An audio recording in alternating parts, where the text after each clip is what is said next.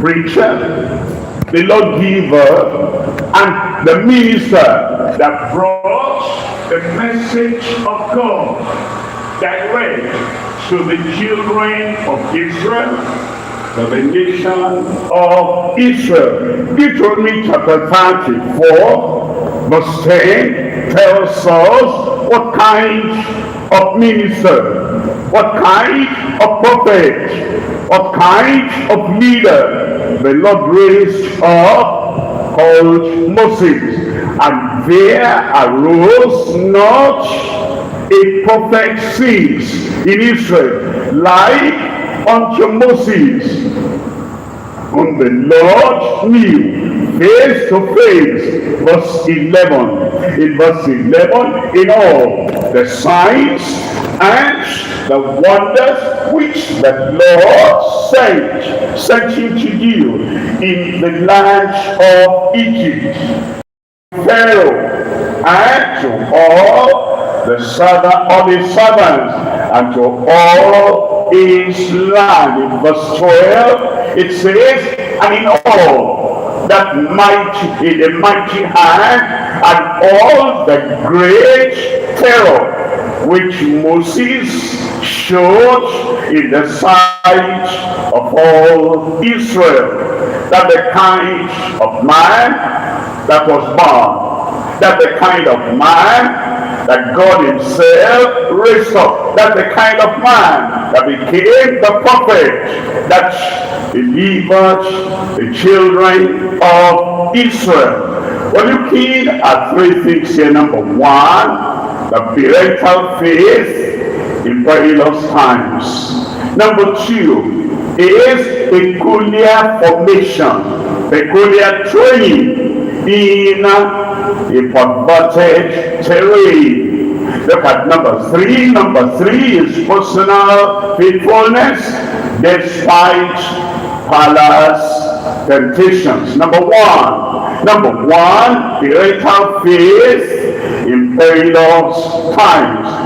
Perilous times have been in the past, and perilous times are still here today. In fact, as we get nearer and nearer the time of the coming of the Lord, we'll see perilous times, dangerous times, perplexing times, and yet it is at that time we ought to have faith in God and understand that whatever period we live in and whatever age we live in, God is always in control. Exodus chapter 2 verse 1. In Exodus chapter 2 verse 1, and there went a man of the house of Levi and took to wife a daughter of Levi. Look at verse 2. In verse 2, and the woman conceived and bare a son. And when she saw him that he was a goodly child, she hid him 3 months. In verse 3, it says in verse 3, and when she could no longer hide him, she took for him an ark of bulrushes, and doth each was lined and with pitch, and put the child therein, and she laid it in the flags by the river's brink. Why did she do that? She did that because of her faith.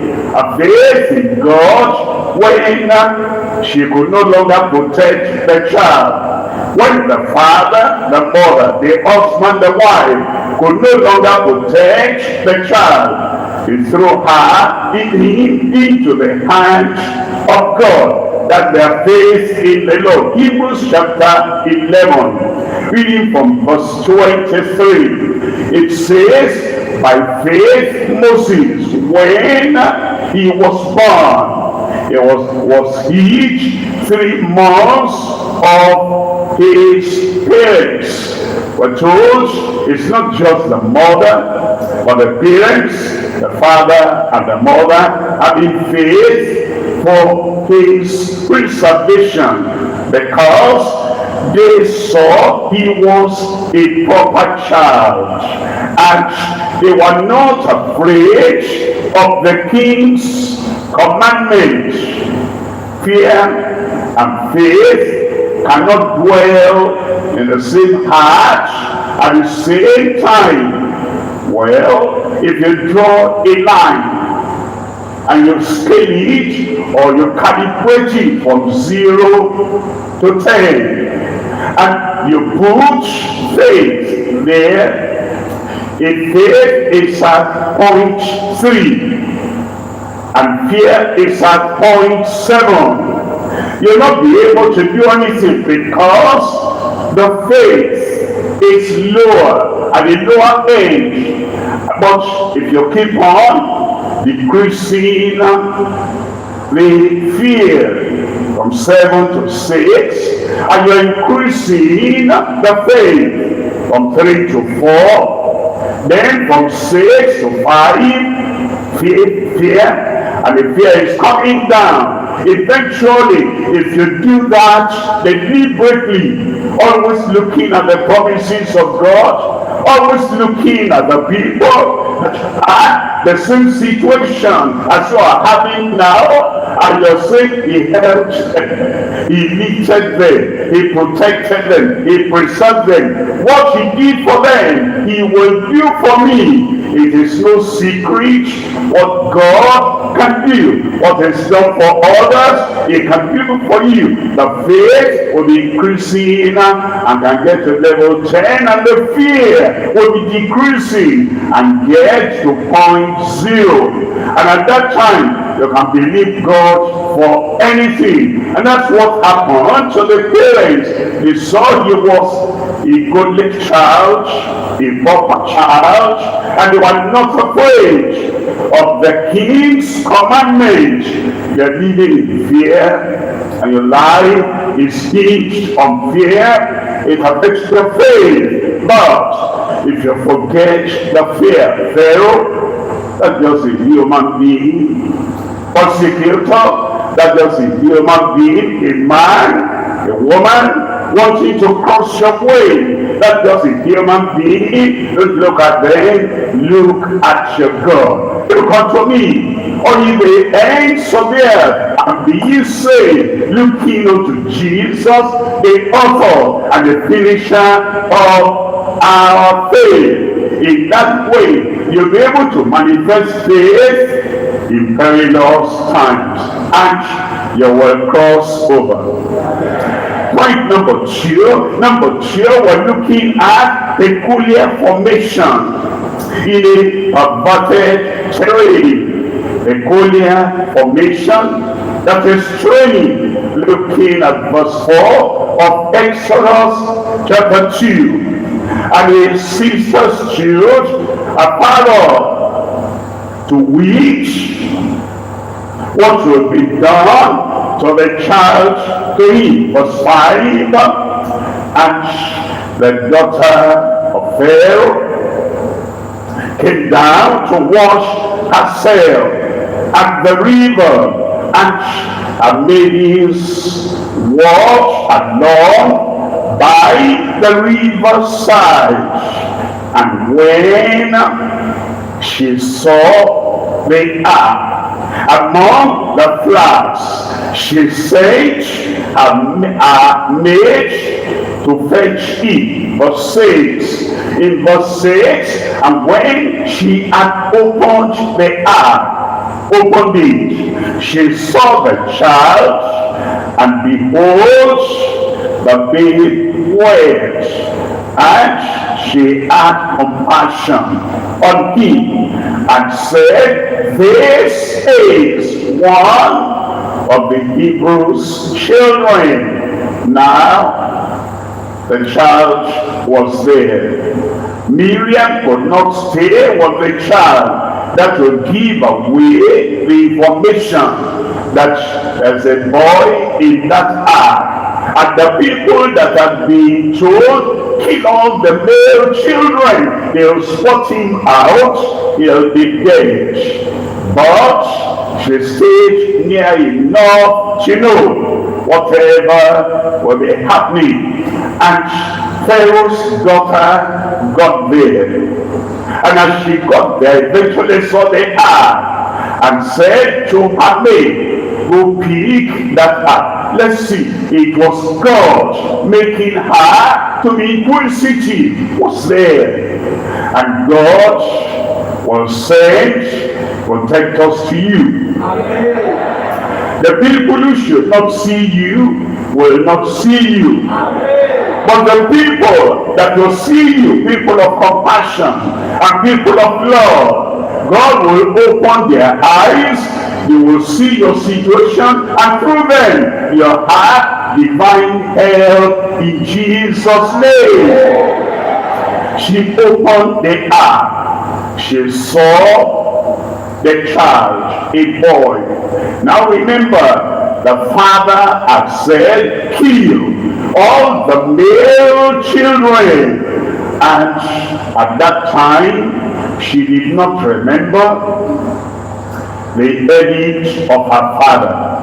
Everything negative concerning you, that the people come, and if they remember that thing, they will execute. They will not remember. And the Lord put compassion in her heart and said, this is one of the Hebrew children. Look at verse 7. In verse 7, they said, his sister, to Pharaoh's daughter, shall I go and call to thee a nurse of the Hebrew women? She didn't say, I know the mother. Can I go and call the mother for you? That will not be wise. Wisdom directs us as to say what we are to say, as to address people the way we ought to address them. Remember, this was a new situation that had never been. And God puts the word in her mouth. Shall I go and call thee a nurse of the Hebrew women, that she may nurse the child for thee, not for herself, not for us, not for the Hebrews, for thee. Verse 8. In verse 8, and Pharaoh's daughter said to her, go. And Miriam the maid went and called the child's mother. Look at verse 9. In verse 9, and Pharaoh's daughter said unto her, take this child away, and nurse it for me, and I will give thee thy wages. She was even paid to contradict the father's edict. I will pay thee thy wages. She was paid to take care of the child. And the woman took the child and nursed him. Verse 10. In verse 10, and the child grew, and she brought him unto Pharaoh's daughter, and he became her son. And she called his name Moses. And she said, I drew him out of the water. And that's what happened. God was the one protecting Moses. Moses did not even know anything about what promise God had given to Abraham. He was even so young, he did not know the intention and the purpose and the plan of God.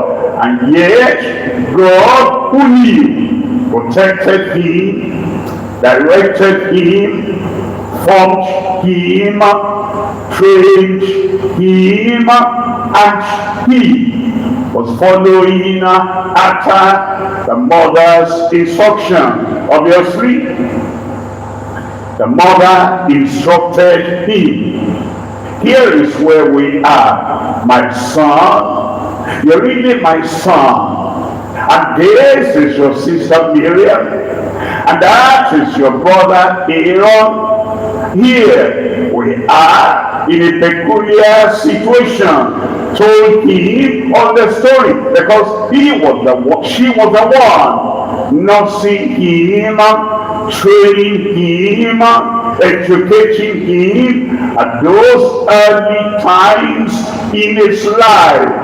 And Moses knew, I am not an Egyptian, I am an Israelite.